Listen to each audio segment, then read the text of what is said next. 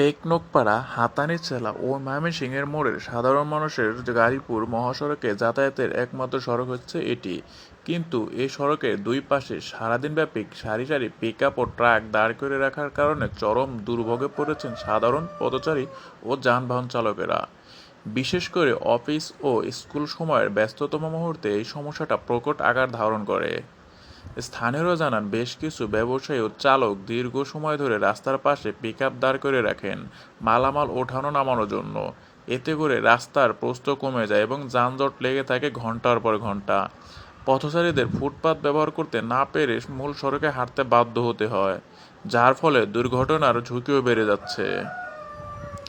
এলাকার একজন বাসিন্দা বলেন, প্রতিদিন সকালে বাচ্চাদের স্কুলে নিয়ে যেতে সমস্যা হয়। রাস্তায় তেমন জায়গা থাকে না, ছোট ছোট গাড়ি ও রিক্সা চলাচলও বাধা সৃষ্টি হয়। পিকআপগুলো রাস্তার প্রায় অর্ধেক দখল করে রাখে। এ বিষয়ে ট্রাফিক বিভাগের একজন কর্মকর্তা জানান, তারা মাঝে মাঝে অভিযান চালালেও সমস্যার স্থায়ী সমাধান হচ্ছে না। তিনি আরও বলেন, অবৈধভাবে রাস্তার পাশে গাড়ি পার্কিং বন্ধ করতে হলে নিয়মিত অভিযান চালানোর পাশাপাশি বিকল্প পার্কিং ব্যবস্থা গড়ে তুলতে হবে। স্থানীয় জনগণের দাবি, দ্রুত এই সমস্যার সমাধানে কর্তৃপক্ষকে কার্যকর পদক্ষেপ নিতে হবে, যাতে জনদুর্ভোগ লাঘব হয় এবং স্বাভাবিক যান চলাচল বজায় থাকে। গাজীপুরের শালনা থেকে শান্ত ইসলাম, A to Z বিনোদন।